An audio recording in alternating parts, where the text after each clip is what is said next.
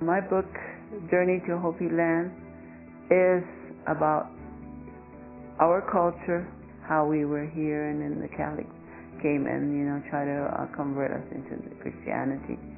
And then really overall, it's talking about the museum and what we have here.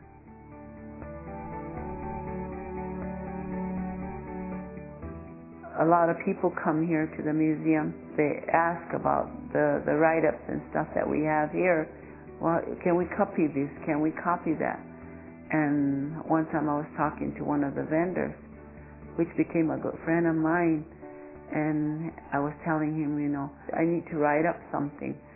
And then maybe a month later, he got back with me and he said, I've been talking to these people that own the company, and he said that I feel that maybe we should sit down with them and talk about this. Maybe you need to have a book put out. And I said, okay.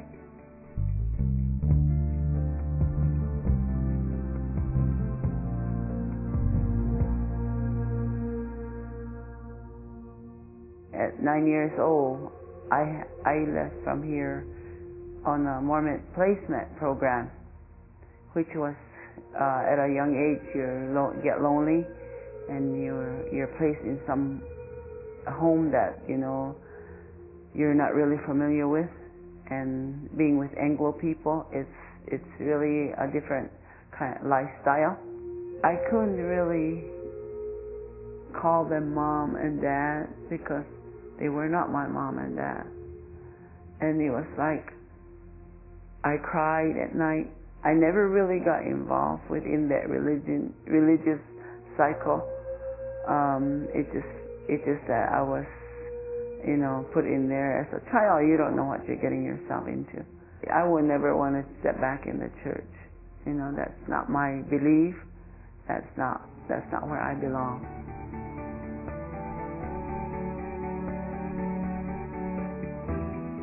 It's exciting to come back home. I think you just kind of fit in like a puzzle back to what your beliefs and what you feel, what part of you is in the puzzle. So I think that I just kind of like went back into my puzzle. And then of course the native way of life it's a lot of giving, the cycle there between birth and death. Everything is giving, plus our religion. Whatever you do here on Hopi, the religious cycle is always in connection with the Creator.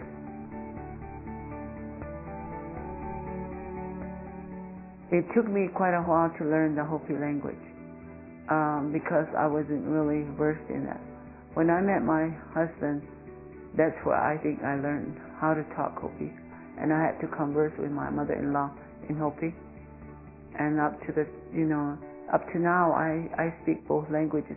My native tongue is Tewa language. I speak both the Tewa and the Hopi. The thing that I encourage people to do is try to learn your language, even though it's just maybe 2-3 words, but at least try to learn your language. When you give, you get in return, and that's always the concept here, is that you give, like especially within the ceremonies.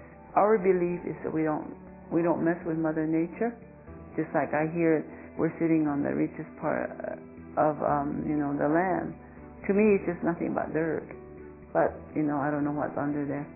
But people are really eager to dig up the Mother Earth, and which is to us it's always been said, no, you don't do those things, because whatever we take from Mother Earth, we have to pay her back. That's our belief.